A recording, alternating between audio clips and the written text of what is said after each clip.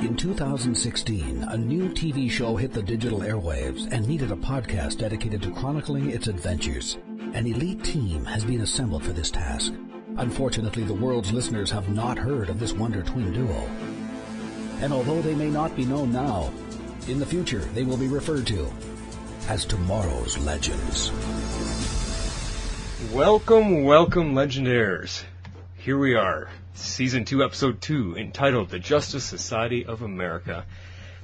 I have a bit of unfortunate news for this episode only. Harley is unable to join me tonight. She's having some sick baby troubles, so that's her priority, and let's just all send some well wishes to her and her little one that she doesn't get too sick and they're able to get better. It sounds like the whole family's got some colds going on. So it is just me tonight, except I did find an emergency guest to come on and help me out a little bit when they're able to, so I will introduce that emergency guest shortly. First, I wanted to get into a couple points about last week, because a lot of discussion came out of the premiere, and I did a little bit of hunting for some answers, and the first thing I got, something came up on one of the other podcasts, and I believe it was Aero Squad. So I will credit them with this find. I think it was one of the callers that actually mentioned it. But in our Legends Season 1 episode entitled Star City 2046, we met Connor Hawk as the Green Arrow of the future, and we found out that he is actually John Diggle Jr. Well, hello, how did we miss that last week? That was such a prediction of Flashpoint and the changes that affects all of our universes way back then, so it makes you wonder if they planned it all along, or were the writers just being super savvy and able to see that and connect it later. So I found that was really interesting. The next thing we kind of came up with was the time scatter we were talking about, and Harley was having some trouble with them all being scattered throughout time at different places and stuff. So I was thinking about it, and after rewatching it and stuff again, this is what I came up with. They were individually time jumped.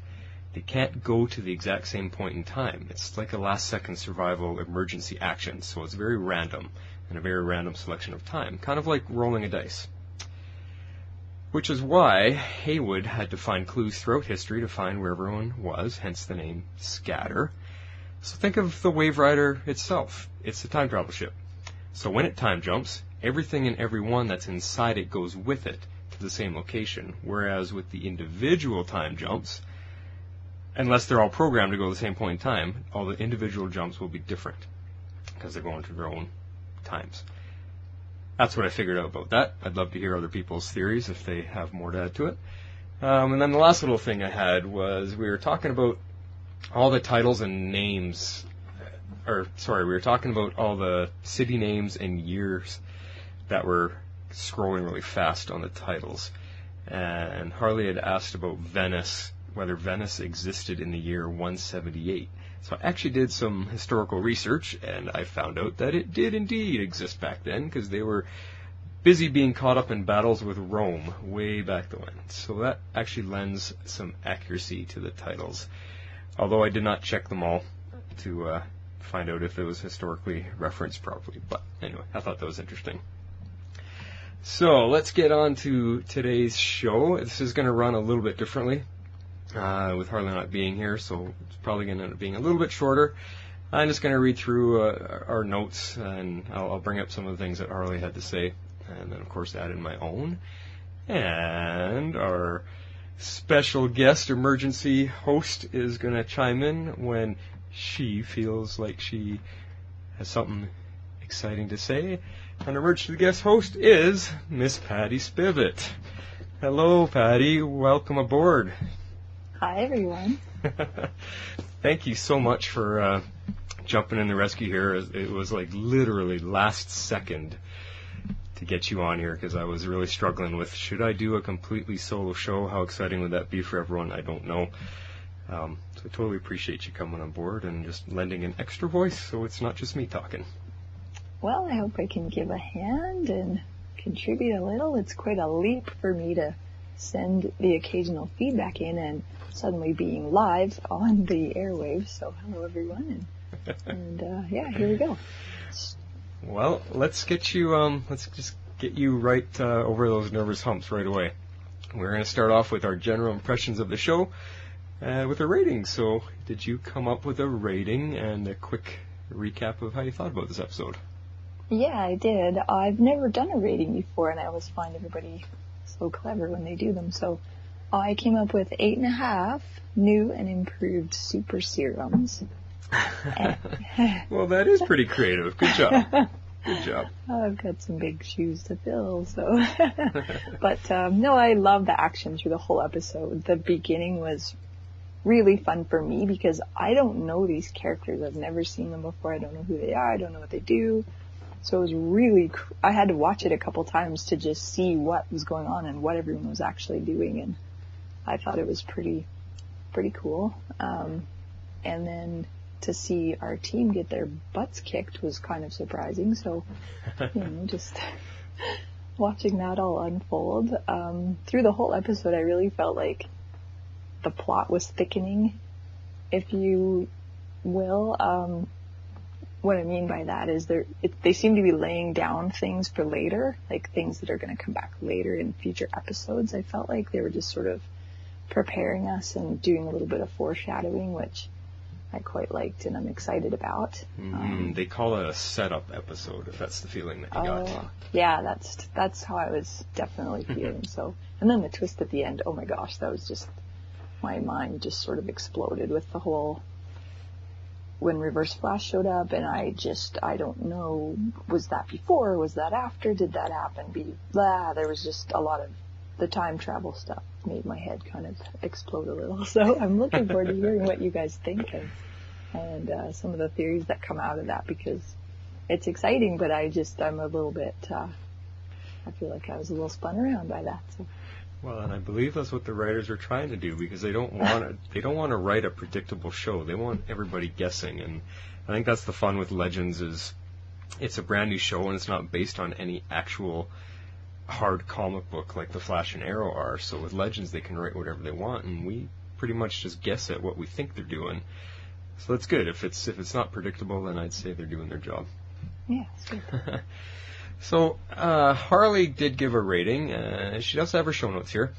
And she rated it 8 Back to the Future moments. She said she quite enjoyed the plot overall, didn't find any issues with the pacing. They quickly go to the meat of the story and kept it moving with a couple side plots to fill in some backstory on new characters. So yeah, no, I'm kind of with Harley there on her feeling. I like the Back to the Future call-out, so we'll get a little more into that after. My rating is also 8. Unpredictable time ripple possibilities. In all honesty, my first watch through, I was kind of torn in half. The opening was so fun and awesome. Then as the episode went on, it kind of lost me a little bit, and I'm not sure why. Upon the second watch, though, I was more engaged throughout and saw all the little nuances and connections. And I think what it was is maybe the few frustrations were a little bit stronger in the first watch and not as hefty the second time around. So we'll get to those points later on, but I may have been a little bit tired watching it the first time through too. So second time, much improved enjoyment of it. What I think we're going to do with Harley not being here, I'll just quickly scan through some of the things she said, and then I'll add in my thoughts to what she was saying, and then Patty, if you've got something to add, you can feel free to jump in, or I might ask you too along the way what you think. Sounds good. Alright, so we start off with Sarah doing the intro. And both me and Harley were wondering right off the bat, as it sounded great to hear her do the opening monologue.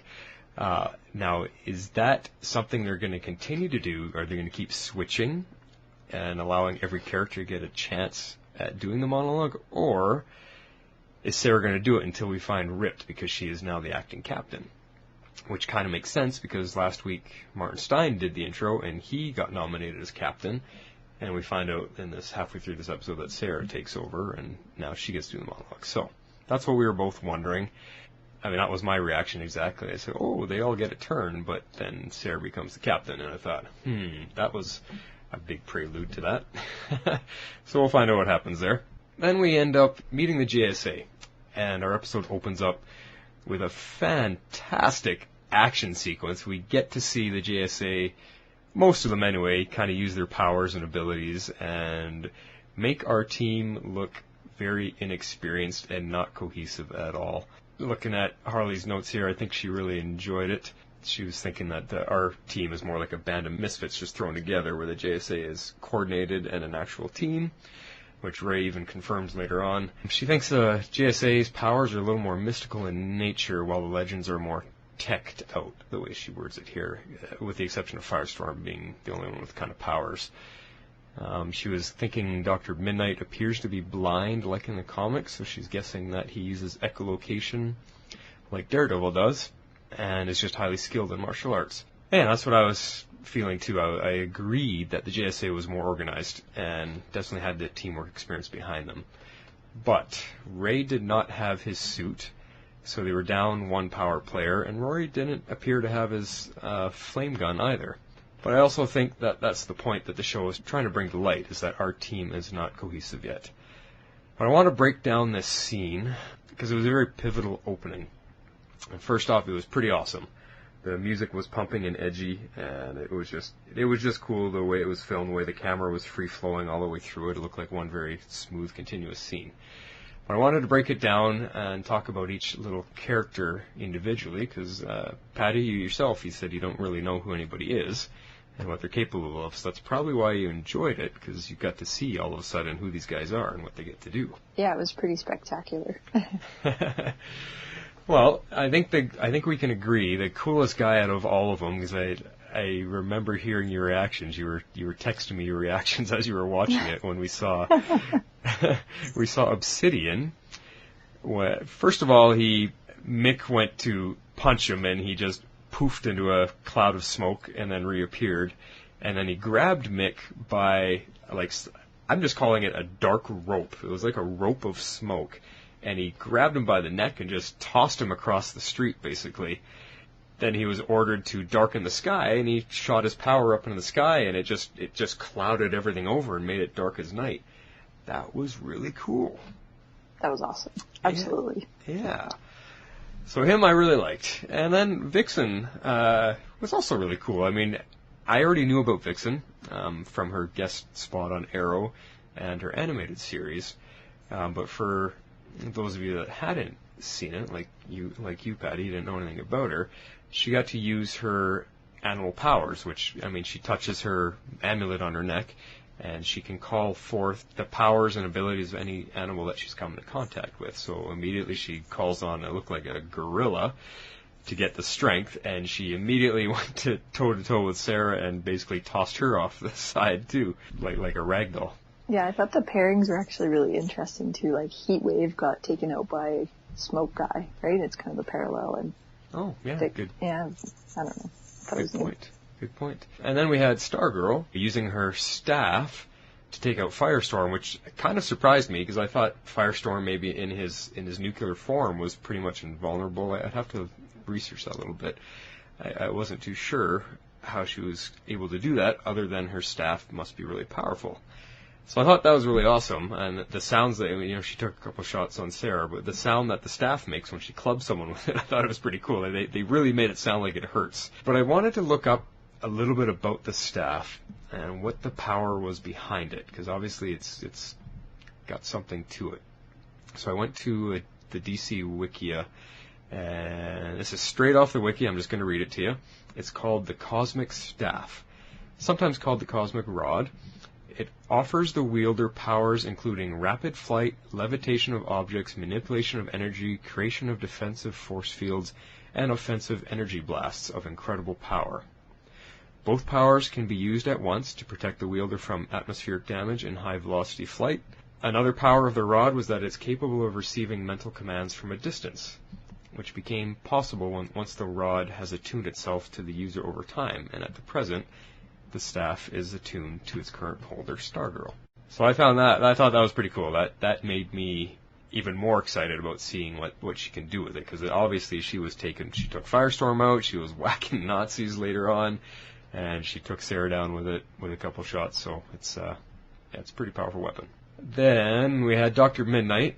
I don't know, me myself, I wasn't very impressed with him. He basically landed one punch on Mick in the gut, and other than that, didn't do anything. Other than we got to see through his eyes what his vision is like, and like Harley assumed, he looked like he's blind, and he kind of has Daredevil-like vision, which is he's able to see sounds vibrate off of everything around him. So essentially, he's seeing sonically. And I mean, it was cool. It was a cool effect, but other than that, he really didn't do anything. He was just kind of standing there. And then Commander Steel didn't really do anything in this fight other than cheap shot Dr. Heywood and run around. So I really didn't see what purpose or what skills he had other than that. So, well, hopefully later in the episode we get to see something. And then our team themselves, I kind of feel like the showrunners are holding Firestorm back in every fight, because I think he can do so much more damage with his abilities. So it just seems like they're holding him back. Otherwise it'd be unfair. But for this storyline, he wasn't really trying anyway, because I don't think he considered the JSA enemies, so he was just kind of firing warning shots, I guess. And then, like I said, Ray didn't have his suit, so if he did, would that have made the battle turn out differently? Who knows? The one thing I have to point out, though, is instead I found Ray actually a little bit annoying, because he was kind of squealing, "We don't want to fight, and you win!" It just kind of bothered me.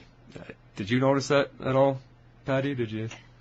Yeah, I thought it was kind of a funny way to end the fight, but maybe he realized that they were outmatched and thought they minimized the damage. I don't know. He seemed to be the only one that was still able to speak by the end.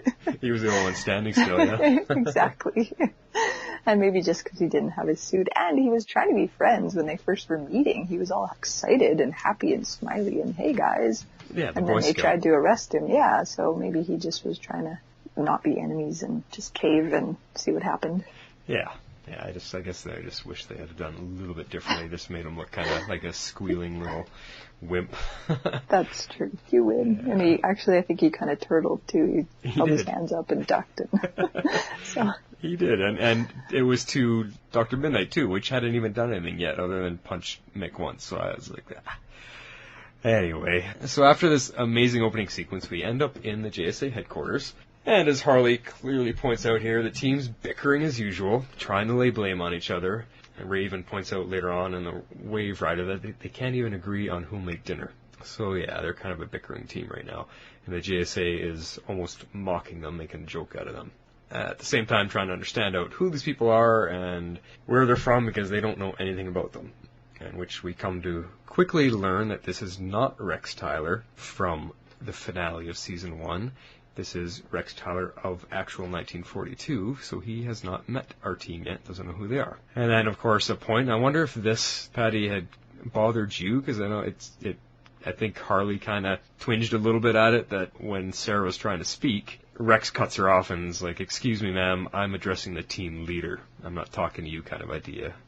And kind of brushes her off.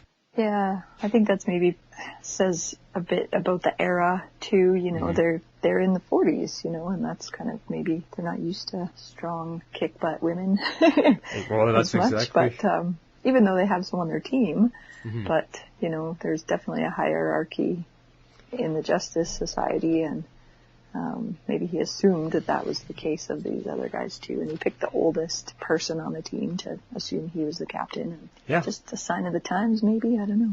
Well, that's exactly all I attribute it to be. It's just the sign of the times, the 40s, and it was suitable. So, I mean, you saw the disdain in Sarah's face and everything, but yeah, that's exactly how it was. One thing I did notice, I thought was pretty funny, is when the president phones and Rex goes to answer, it's a red phone.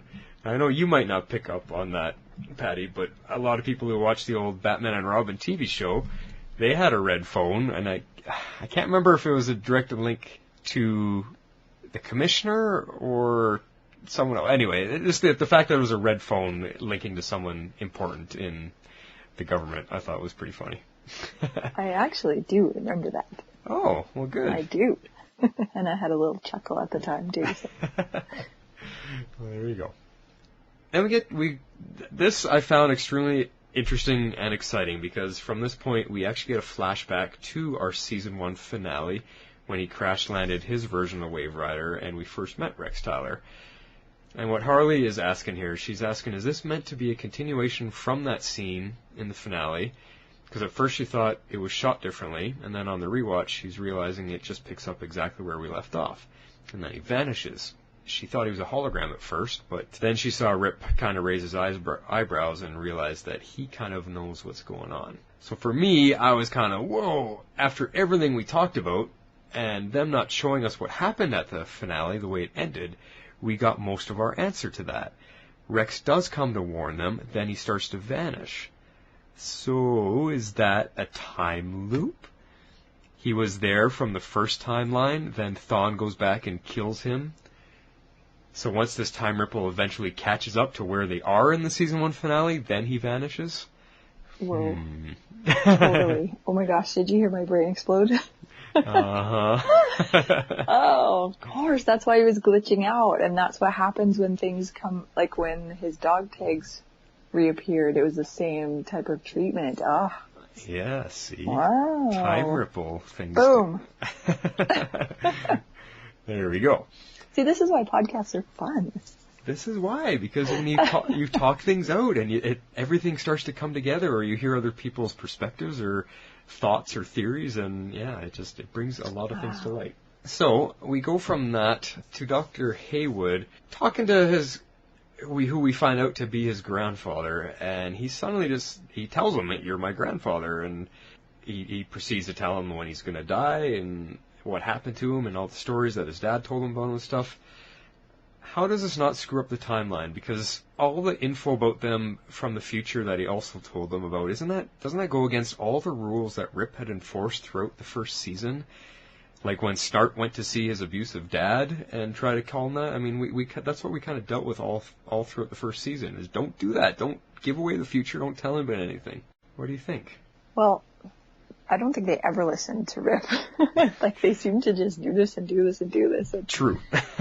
even when they're, like, through this whole episode, I was actually chuckling because I was thinking if Rip could see them, he'd just be pulling his hair out because they're arguing and they're totally lacking direction and leadership and all the stuff that he kept telling them through the whole season 1. They're not listening to, and they're kind of, I guess at the end, coming to realize that, oh, he was right. Oh, we better do this. Oh, we better get it together, and I think it's all just, they never listened to poor Rip, and all he wanted to do was get them to be a team and not mess up the timeline and not tell people things. Yeah. Well, and it kind of ties into what Sarah says later, or one of the quotes that we like, that they need some parental supervision because they are like a bunch of out-of-control teenagers. But I kind of don't... It's hard to blame them, because could you imagine getting to be on a time travel ship and travel throughout time? How could you... It would be so hard to not interact and not want to be part of things and say, give away something or go meet someone in your family or go, whatever. It would be really, really hard to keep under control. And it's only... Rip has the experience. He was a time master for so many years, so he's got the experience behind him to learn control.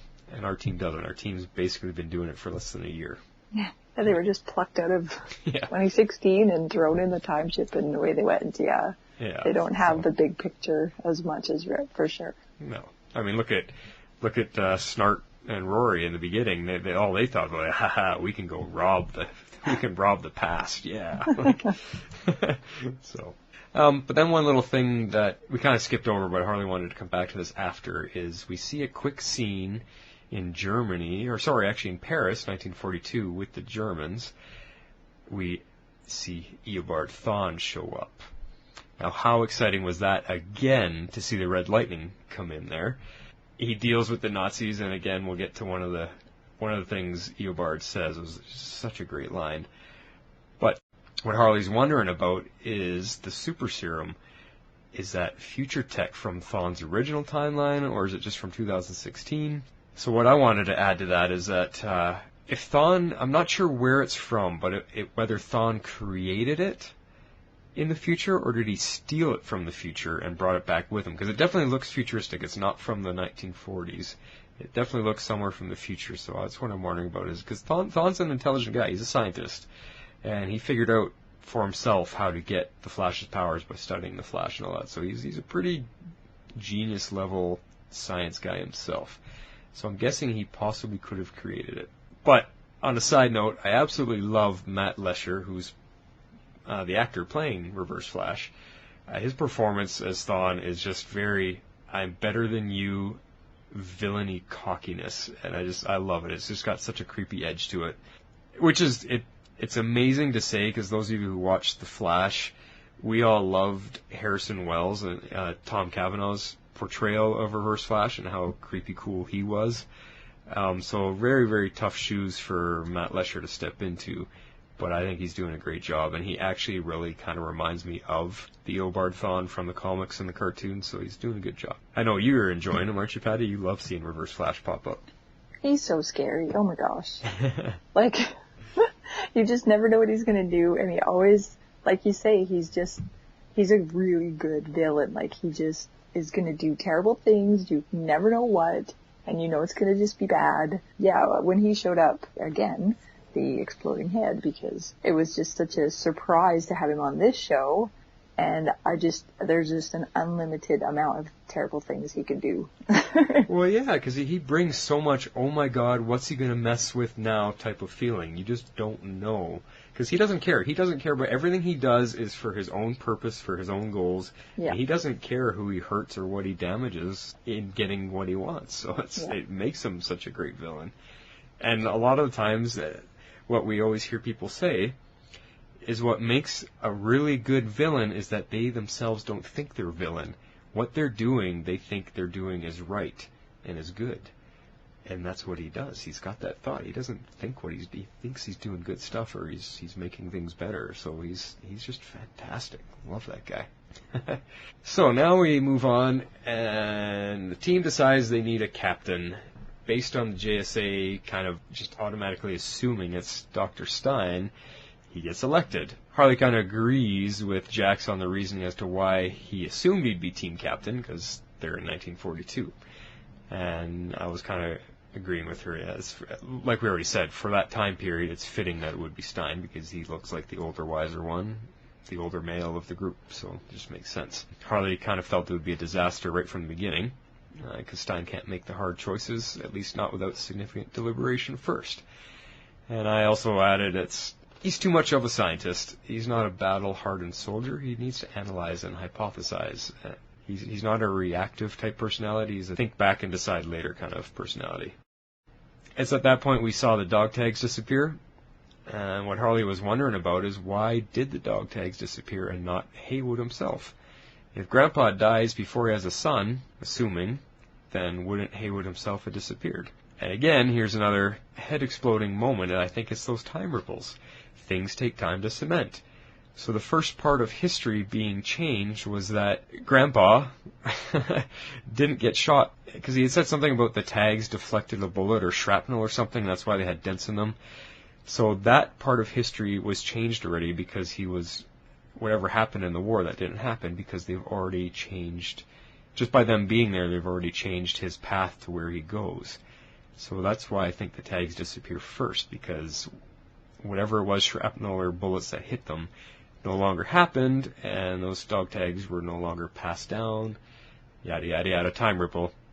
Dr. Heywood doesn't get the tags. So I don't think it actually, because at this point he hasn't died yet. He has not been vibration handed by Reverse Flash. We'll get to that later. Any thoughts, or is your head spinning right now? It is, oh my gosh. It didn't occur to me that he should disappear, but that's the only logical explanation I can, that makes sense to me. But I'm the newbie. You're the newbie.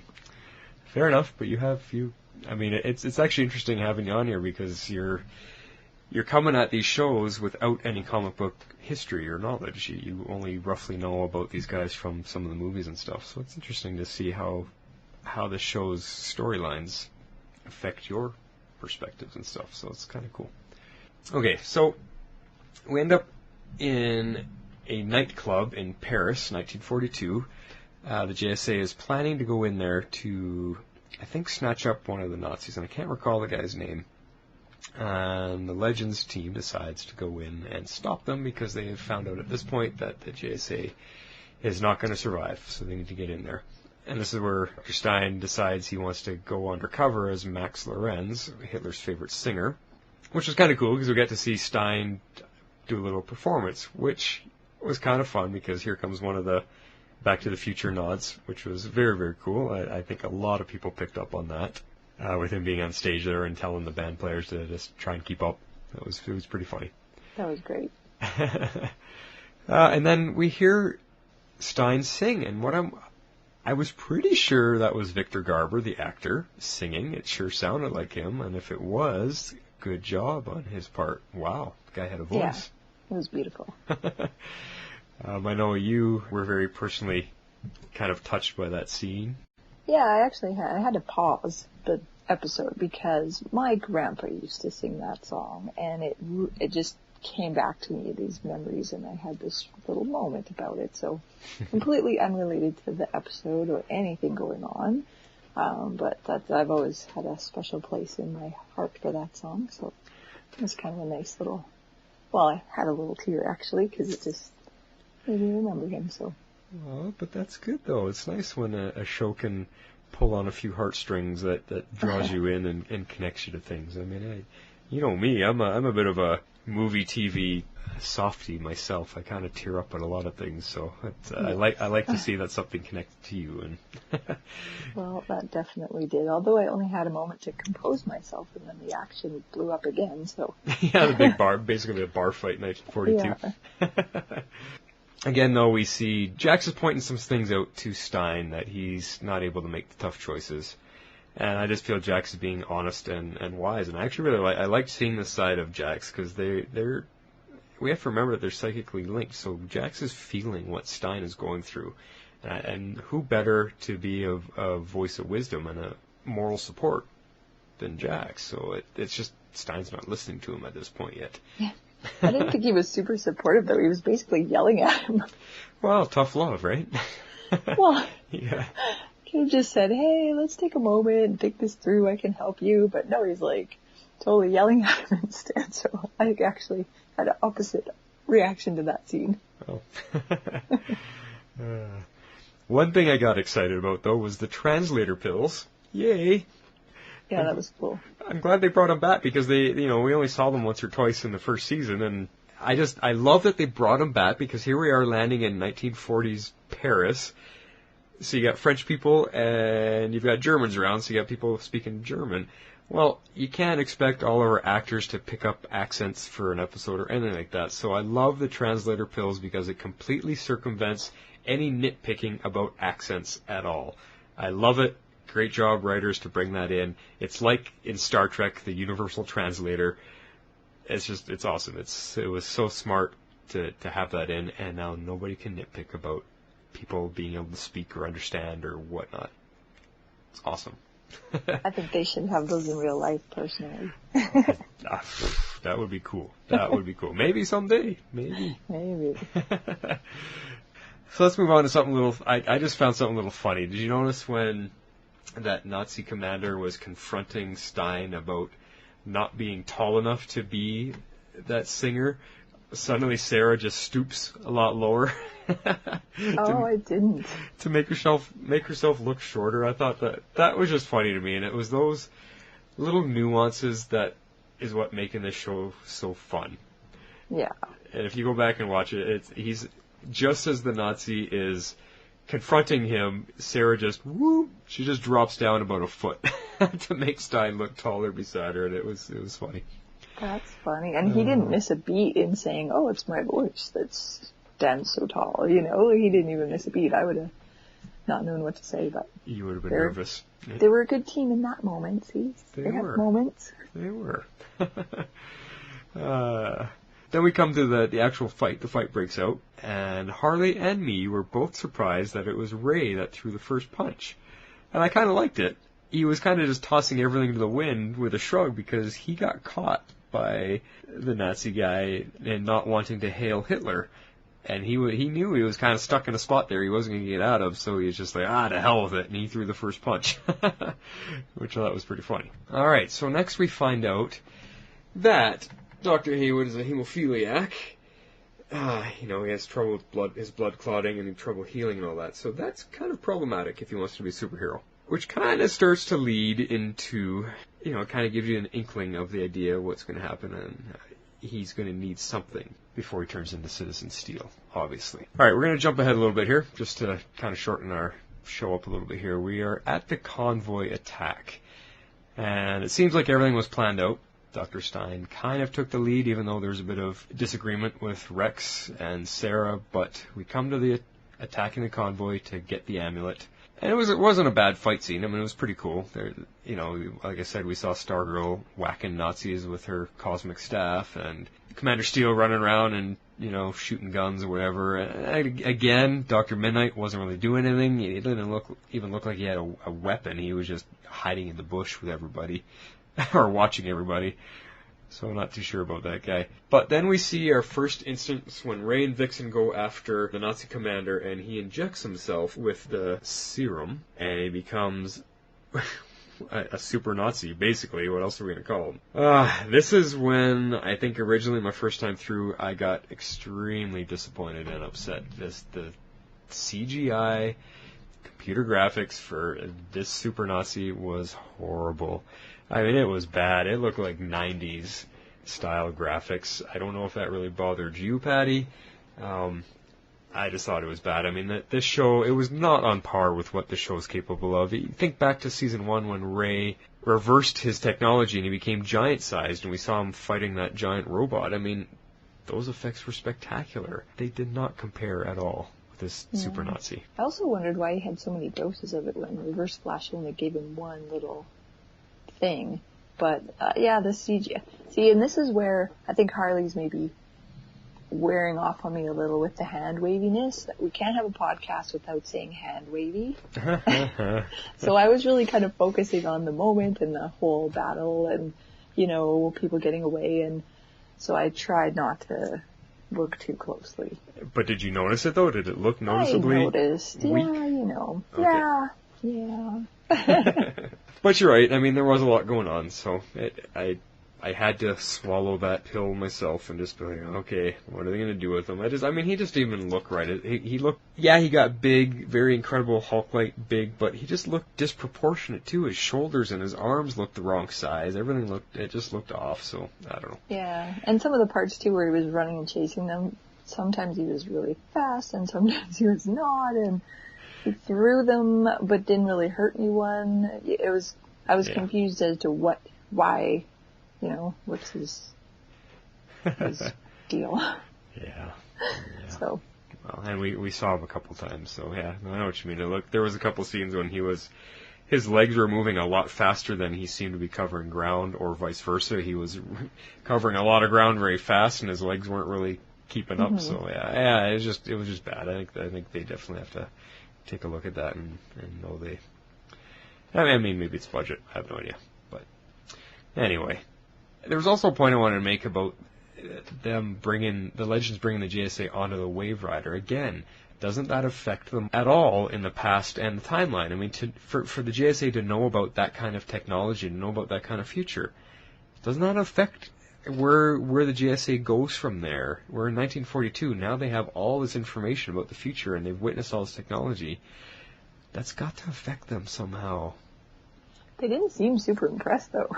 Well, no, they weren't, yeah. Almost like they didn't believe it, like, we'll just dismiss this and go back to what we were doing. Because, away you go, kind of. With this fight scene, it starts to fall apart, and Ray and Vixen get captured, and people are separated, and you got the Super Nazi beating them down, knocking Stargirl out, and all this stuff. As Harley puts it in our notes here, Stein becomes unglued. He realizes he's not the best person for the job, despite his experiences. And for me, I found that agonizing to watch. I would have lost it like Jax was losing it in that scene. Dr. Stein is just not cut out to be a leader, not in the heat of battle. He's a stay behind the scenes, figure everything out type of personality. So it was hard to watch. I don't know. Did that bother you at all, Patty? Did you find it? Well, yeah, I did. I mean, he was just so stuck, and I actually kind of relate to that because I'm a bit of an overthinker myself. Okay. So. And it was tough. I mean, he could have caused them harm by waiting so long to act, and that would have been devastating for him, you know, and it just, the other guy was barking orders and deciding things, and he just couldn't decide, and it was just paralyzing. So I'm sure it was awful for him to go through too. So he's just not a warrior in that way. No, I mean, he's got the stress of the situation happening, but he's also worried about his team going down because, you know, of course he cares about them. So yeah, it's a lot to handle in the heat of the moment for sure.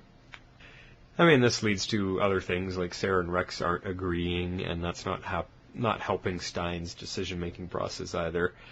As Harley says here, Sarah wants to go the extra mile to save them and put her faith in Ray coming up with a plan and all that kind of stuff, where Rex isn't. Rex is just like, nope, you know, if we have to sacrifice them, we have to sacrifice them. They understand that might happen. That's why they're in this. So, which leads to Stein not being able to make the decision on any of this. He wants to agree with Sarah, so he decides to nominate Sarah as the rightful captain. And I really actually agree with that because Sarah has been showing leadership for quite a few episodes now, even leading back to season 1. She's just, even more so in our season opener for this year, she's really stepping into the leader role. I think it looks good on her. It seems to fit naturally for her. And I think Katie Lotz's performance is also lending to that. She's also grown in the role herself since we saw her on Arrow a couple seasons ago. So that's a shout out to you, Podcast Overlord. Are you listening? I just complimented Katie Lotz. That's kind of an inside joke, Patty. I know you're not really understanding, but Harley, over the head. Harley gets it, and if Podcast Overlord, he's just a quick history. Podcast Overlord absolutely loves Katie Lotz and was a massive fan of her right from the get-go. And when she first showed up on Arrow, I did not like her acting or her performance at all. It was weak because all the other actors had had a couple seasons under their belt and had grown into their characters, and she stood out to me. So we just bickered and argued, like jokingly, all lighthearted, of course, throughout that season of Arrow. So it's just been an ongoing thing. I actually kind of recall the odd comment now that you say that. The couple episodes I've watched with you. So there we go. So Ray comes up with a plan to help the Nazis, or I should say trick them into thinking he's helping them improve the serum for them so that they can create a whole army of super Nazis and make it a little more stable, I guess, as well. And so that gets him out of the handcuffs to the chair situation that he was in. And he makes a funny quip about using the microscope as a means of escape, which he ends up actually doing, which was kind of funny. But he actually is working on the serum, I'm guessing for a little bit of time, but he ends up improving and fixing the serum because he almost, in their little escape plan, he almost used the serum on himself. And Harley was kind of questioning that she thought the Reverse Flash had only given them one dose, enough for one. But I'm thinking he either got more later or some time has passed and Ray was able to make some more, or when the Nazi guy injected it with him, he didn't inject the whole thing, he just injected a tiny bit of it. I don't know. I'm not sure. Anyway, Ray almost injected himself, which I was shocked at the moment there. I did not expect him to go to that route, that he was going to improve the serum for himself to use. And it got me thinking, would that have given him the actual natural ability to shrink without the need of the suit? Oh, that would be cool. Because that's how it is in the comic books. He doesn't need a super suit to shrink. In the comic books, he can just do it. So, I thought, are they going to change that up? How cool would that be? But, no. They didn't. Well, maybe he'll remember how to make it. Maybe. I mean, he worked on it for long enough, and he seemed to know exactly what it was all about. So maybe he'll remember and just whip a batch up on the Wave Rider one day. Yeah, exactly. Yeah. We'll have to see if that comes to fruition down later on in the season. Who knows? Jumping ahead a little bit here, we have a reworked formula which Ray does eventually use to save Dr. Heywood, because Dr. Heywood gets hurt really badly and isn't able to heal because of his health issues. So Ray decides to inject the newly reformed formula into Dr. Heywood, and it miraculously cures him really fast. Could this be the possible start to Citizen Steel, which we know is coming? I'm looking forward to seeing what that's all about. I don't know anything about that character, and I know you're excited, so yes. I'm looking forward to that. Plus, I like the character. You do like Heywood. Yeah. And we do know from what me and Harley have talked about already that Citizen Steel is... he basically gets a metallic alloy in his bloodstream somehow, thus turning his skin to hard as steel. So this could be the beginning of that. The after effects of the injection his system could react to it in such a way that his skin hardens to steel. I don't know. I'm curious. I can't wait. It's kind of cool.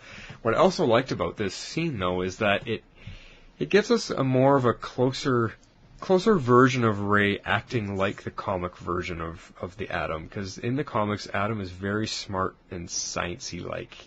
Ray Palmer created all kinds of stuff in the comic books, so it's cool to see Ray in our TV version starting to act a little bit more like the comic book version. That I thought was really cool. I'm actually kind of rooting for Ray, because in episode 1, Sarah was kind of hassling him about not having powers and it's just his suit. And then Vixen did the same thing to him in this episode, and they both kind of came back and apologized later, but I kind of feel like that might be part of the setup in the future is maybe Ray's going to get to do some more heroic things and show everyone that he is a hero, and maybe this will be part of it too. Like I was kind of rooting for him, because I thought, geez guys, everybody's kind of hacking on him because he just has a suit, which is pretty amazing. But nobody seems to see him in that light, so I'm hoping he gets opportunity to shine a little in the next few episodes. Well, that'll be part of his character growth, hopefully, throughout the season, because he needed to prove his worth last season and why he wants to be there. So hopefully now he'll get a chance to really step up. Exactly. All right, so we'll jump right to the end here now. We have the JSA has the amulet, and they're going to keep it under their supervision. Harley is wondering what Thawne wants with it. He erased Rex from the timeline, which she thought was disappointing, and I'm guessing she meant that we're losing that character. And it isn't the first time Thawne has done that. So yeah, what is that amulet and what does it do? It's ancient. What could Thawne possibly want with it? That's what I'm curious about as well. They haven't said anything about it. I don't remember any info about it. So I'm not sure what that is, what Thawne is doing, what he needs it for. But we get an answer in what he says, because we're wondering about Reverse Flash. What's he doing here? Is he from is this 1940s?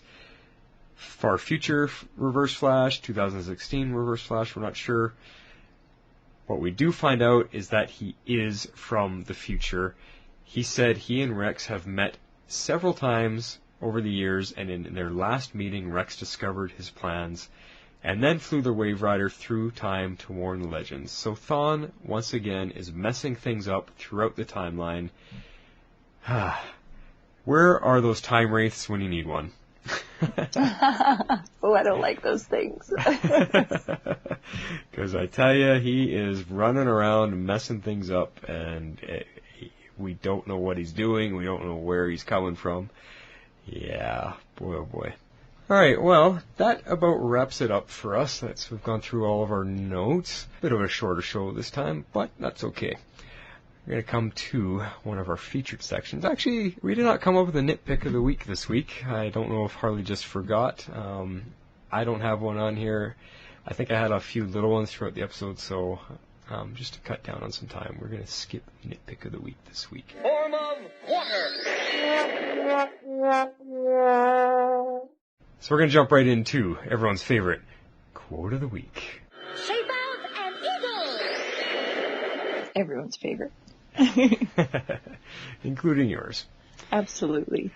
All right. Well, we have winners from last week, and our winner of the funny quote of the week was barbecue. I love roasting Nazis. Yeah, big surprise, it's Rory again. Yeah. And our winner for the serious quote of the week was companions. Gideon. I'm here, Captain. Yeah, you always are.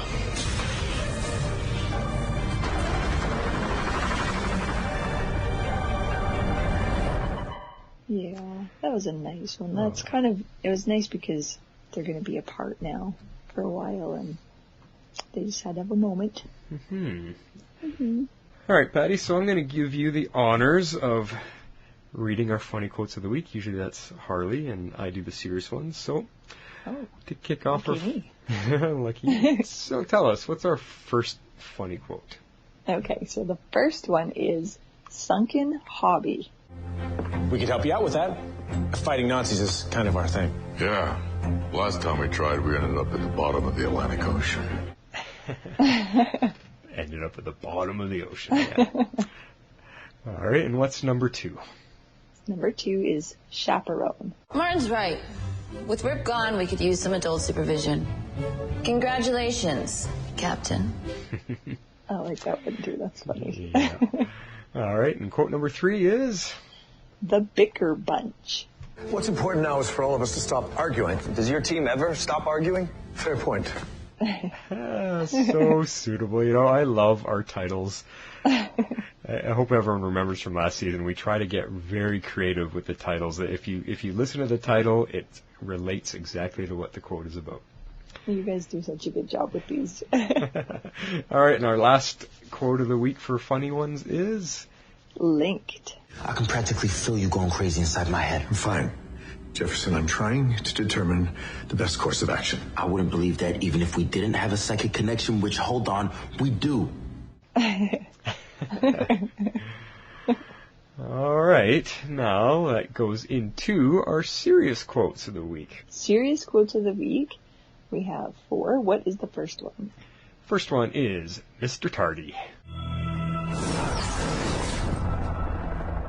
You're late, Hathorn.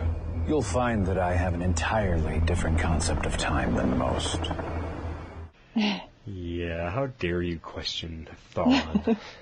That was a pretty clever little comeback from him too. It could almost be funny, but... Almost. Yeah, He's not a funny guy though. No. Okay, what's the second one?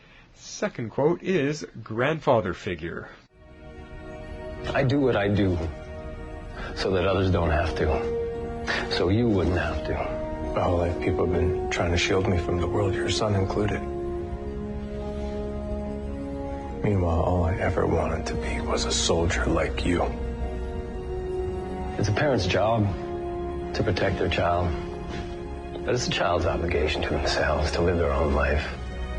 You can and should do whatever you set your mind to. But you should know, you don't have to be a soldier to be a hero. Oh, yes. Good, That is good actually little... kind of a one to pick out and write down somewhere. Mm-hmm. It's actually very serious, good piece of advice. How about the third one? Third one is rightful charge. I'm calling in a strike. I can't let you do that. You don't have the authority. Yes, she does. Miss Lance speaks for all of us. I have watched her become the beating heart and steady hand of this team. She is the proper person to lead us. And if she says that we are going to rescue our people, that is what we are going to do. Oh, yes. That one, I like that one too. Yeah, kind of a torch passing quote. Exactly. And how about the last one? Last one is silent concern. I mean, I may not be trained by League of Assassins, but I can take care of myself. Not out here, you can't. Out here, even the strongest and the bravest of us die. Like Captain Hunter. I'm just trying to make sure you get home safe and sound. So the lady does have a heart. Don't tell anyone. Aww. Yeah. Kind of sweet. And funny, yes. Yeah. Well, and guess what that brings us to? I don't know. Feedback. Planetary powers, activate! Oh, right. So now you gotta sing it with me. Oh, what? Okay. Really? Yes, Harley always does. Okay. What time is it, Patty? Feedback. There you go. Feedback. I can't sing. Come on. I didn't sign up for this. Throwing you right in the fire. I know, right? All right. We actually did pretty good. We got quite a bit of feedback. We got 5 emails and a voicemail. Although one of the emails was from you until you got pulled out of the time stream by... Hey, I just realized well, I'm the Flash. Yeah? So I just went into the Speed Force, the time stream, whatever you want to call it, and I grabbed you and plucked you into... Oh my gosh. No wonder I'm feeling so bewildered. See? So, although you did send in a piece of feedback, and we can maybe get to it at the end here, but we're going to kick it off with a couple emails, and we often take turns, so I will let you read a couple, and I will read a couple. But first, before we get to anything, we have like an unprecedented event. Our own time loop is happening here. I don't know what's going on. I got a piece of feedback in from CJ Thunder. Mr. No Feedback. As he is otherwise known, Mr. No Feedback.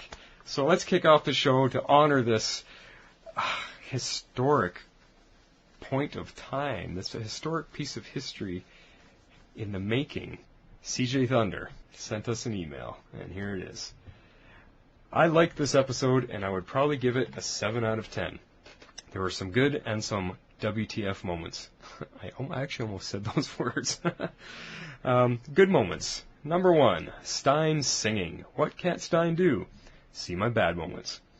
Number 2, love the fight scenes. I never get tired of seeing Heatwave run through people. True. Number 3, JSA, baby.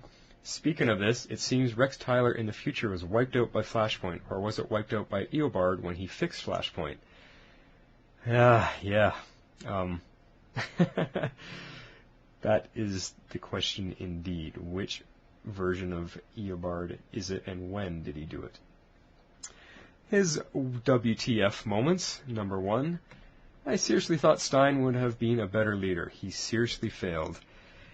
Yes, CJ, I am so on board with you on that. It was tough to watch. But at the same time, I kind of felt for him too, because I can imagine being in those shoes and how difficult that would have been. Number 2, Sarah's mean, horny butt needs to chill out just a bit. It's getting a bit annoying. You know, you're not the only one that's actually brought that up. I think it's on our Facebook page. We've heard a few people expressing that. I mean, she wasn't as flirty in this episode. I don't recall her really getting it on with anybody. Did you remember seeing anything of that in there, Patty? No, the only flirting I think was Jax trying to... I don't know if he was flirting with Stargirl or just making it not seem like she was trying to kill him. Yeah. So CJ might be referring to, because this is his first feedback, he might be referring to overall, which I kind of agree with. The opening episode was definitely a little bit too much. His third point, the Nazi Hulk CGI looked pretty bad, but then again, cable TV's compressed. It looks terrible in general on a 65-inch 4K TV. Well, lucky you to be watching it on that. I'm envious of that, but you know what? Even on the worst of TVs, that CGI was bad. I mean, that's calling back to VHS type level quality. It was, yeah. You heard my gripes about that. If I had to make a nitpick of the week, that would be it. The CGI was bad. They could have done a lot better because they've done better before. So there you go. That's my nitpick of the week. His fourth point. Are they skipping over Commander Steele's story of him becoming a hero with the injection of the Nazi serum? Are you referring to... I'm a little confused by your question there, because Commander Steele is the grandfather. Citizen Steele is what Dr. Heywood becomes. So I don't know if they're skipping over his storyline. I think that just might be the beginning of it, because if you look in the comic book history, as we stated already, he does somehow get a metallic element into his bloodstream. So this could just be the way that happens. So I guess we'll have to see. We'll maybe get more answers to your question there. Your last point was Rex Tyler got the vibrating hand through the heart. And he has a sad face with that. Yeah, that was shocking. I did not expect to lose one of the JSA members, let alone this soon. Did that surprise you, Patty? Yeah, absolutely. Mm. So yeah, I don't know if Rex is coming back. I don't know what the idea of that is, but it looked pretty final to me and it was shocking. So he ends with, I have graduated from Mr. No Feedback. Does that mean I can't call you that anymore? I guess if you send us more in, then we can come up with something new from you. We'll just call you by your name, CJ Thunder. I was kind of really liking the Mr. No Feedback. Although, I prefer to hear from you, buddies. So, I will upgrade your new nickname to Mr. One Feedback. How's that? And I'll say congratulations, CJ Thunder, on your first feedback. All right, so our second email comes in from Miss Killer Frost. You want to take that one away, Patty? Okay, I can do that. All right, so Killer Frost says, Martin and Jess, Guten Tag, fellow legendaires. I give this episode 9 points out of 10 handed down dog tags.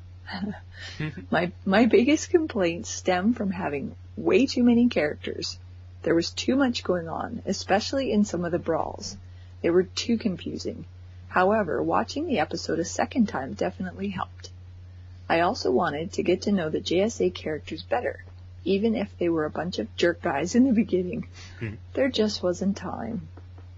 It was cool to see Sarah captain the ship for the entire episode, even when Stein thought he was the one in charge. She recognized, yeah, I like that too. She recognized that he would never accept his inability to lead without seeing his own failure.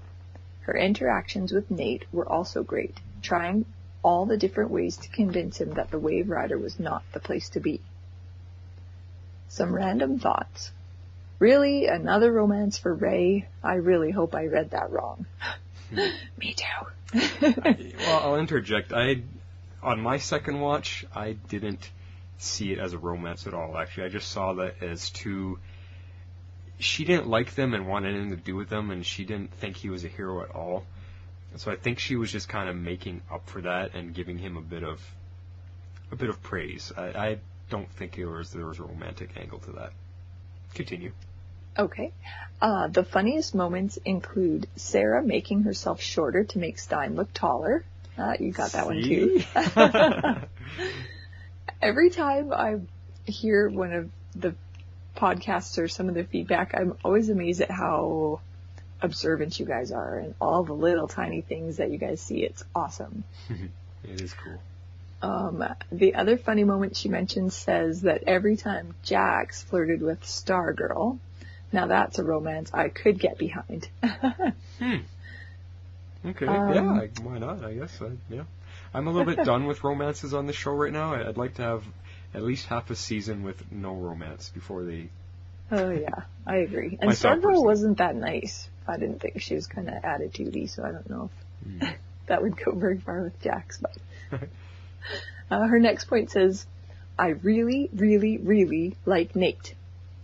I'm glad he's sticking around and can't wait for the next episode. And I'm going to second that because I agree. High five. High five killer. I don't know if you want a high five killer Frost. You might not. Oh, right, that. Thank you, Flash. Finally, Jack's giving out the sage advice to Stein instead of the other way around was awesome.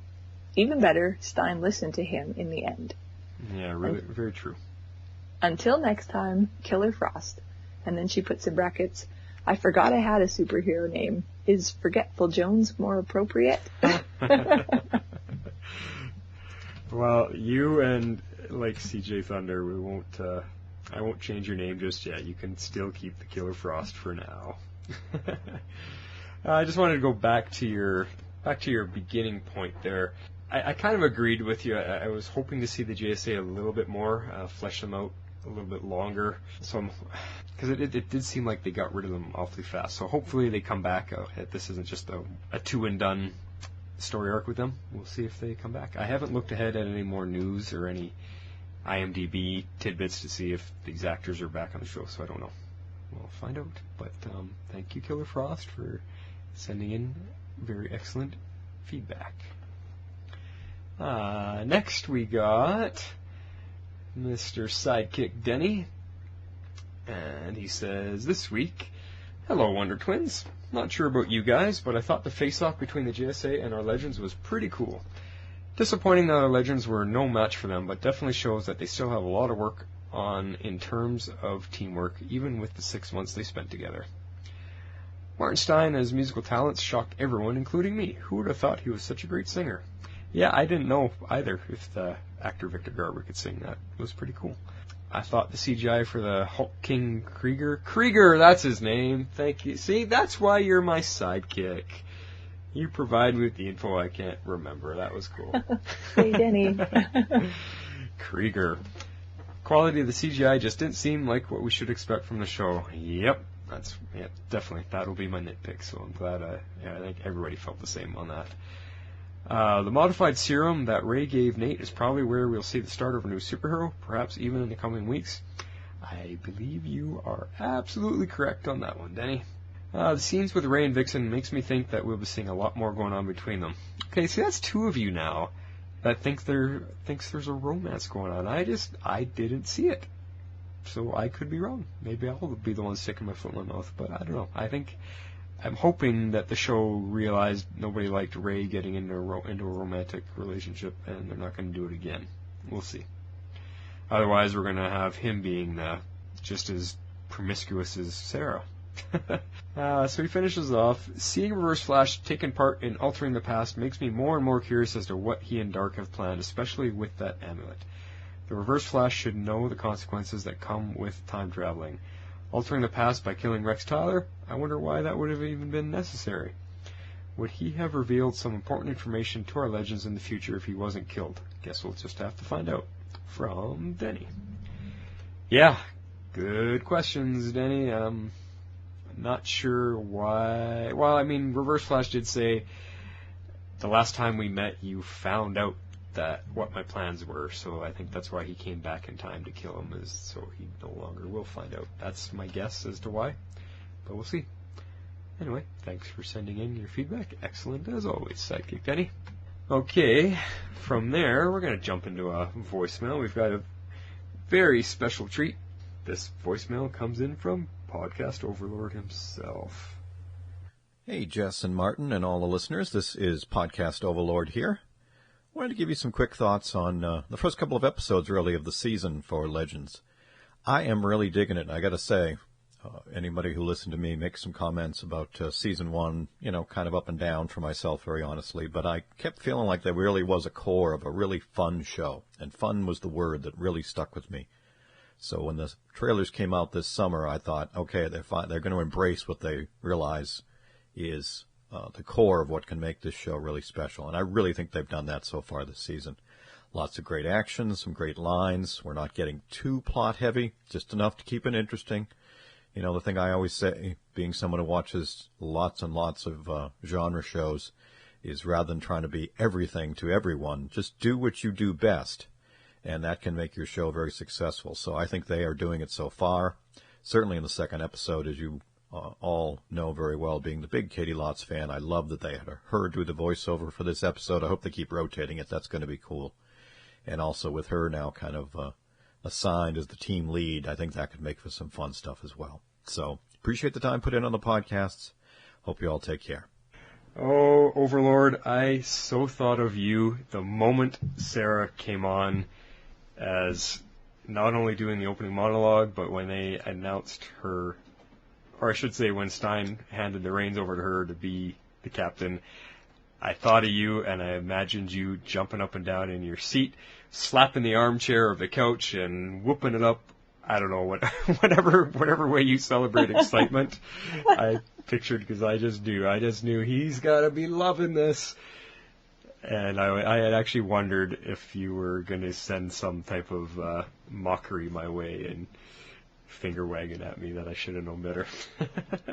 So, thanks so much for sending that. It's awesome to have your voice on our show, whether you're sending in feedback or joining us on the podcast, just because of your experience and wealth of knowledge, just from all of your years of TV viewing and really diving into what a show is all about and what makes a good show. That I just totally appreciate your perspective. So thanks for sharing that with us, Podcast Overlord.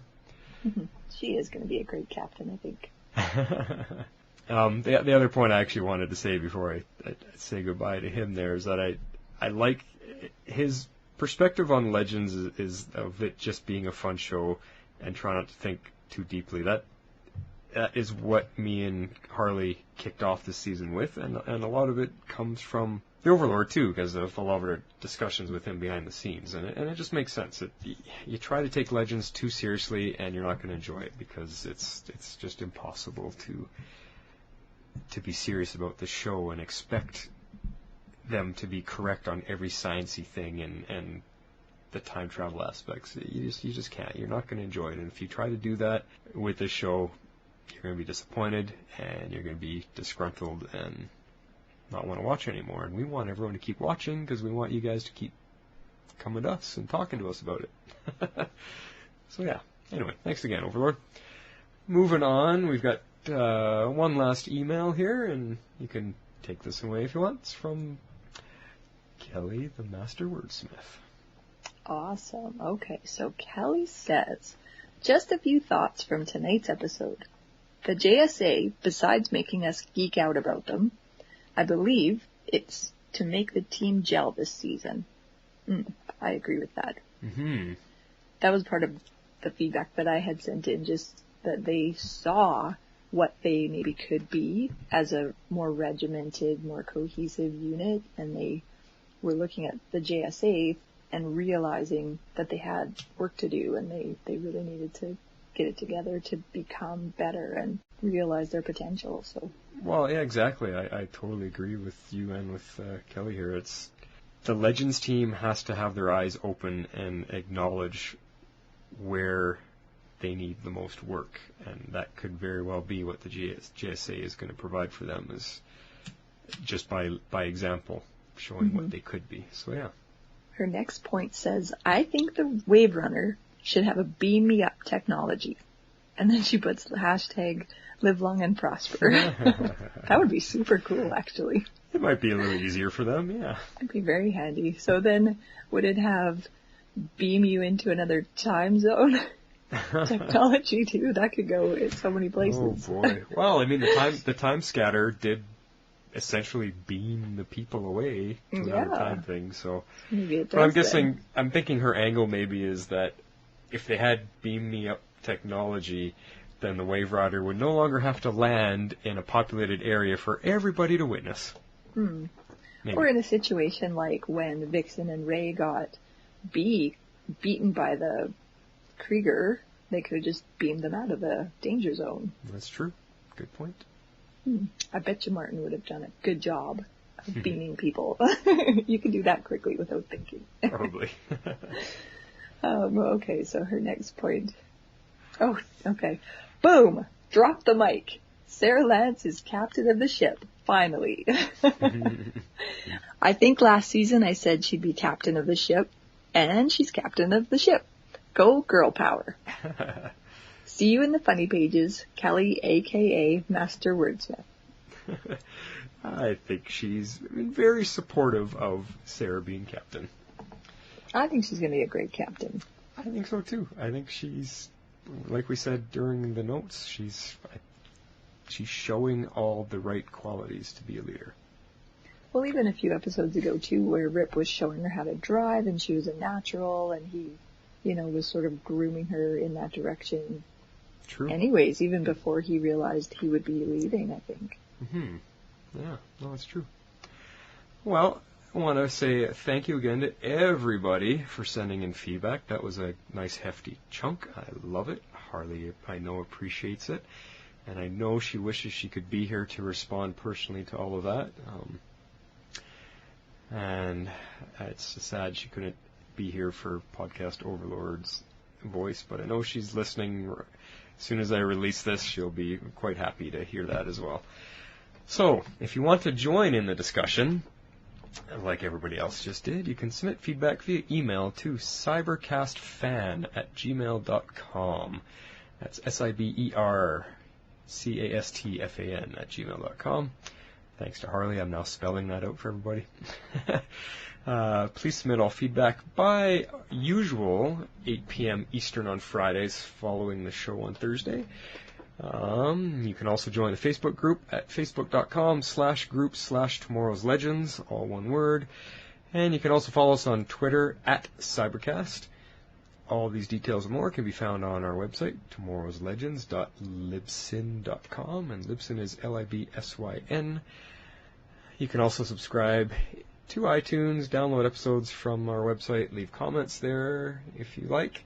And while you're in iTunes, be sure to rate us and leave us a review, because that just helps get us some exposure. And we totally appreciate it, too. Well, Miss Patty Spivot, that is it for our show for today. Well, thank you for having me. It was actually not as scary as I thought it would be. Oh, boy. Listeners, if you could have heard how nervous she was at the beginning of this before we got started, it took me a good hour to coax her into just coming on with me for a little bit, because I really didn't want to go solo. I thought it would be a little too dull for you guys just listening to me speak, so I want to pass along my sincere thanks and appreciation, Patty. It was fun to have you on here, and you did just fine. You have nothing to worry about. Well, thanks for making me feel so welcome. It was just like hanging out on the couch talking about Legends. Just like normal. Except like this normal. Time everybody gets to hear it. Oh, exactly. So now the next thing you have to do is you have to give an official sign-off. Oh, what? So, cue our outgoing music. There it is. And you do it just like this. Until next week, Legionnaires, this is The Flash, signing off. And Patty Spivot, also signing off. Excellent. Holy. Good night, everybody. Good night.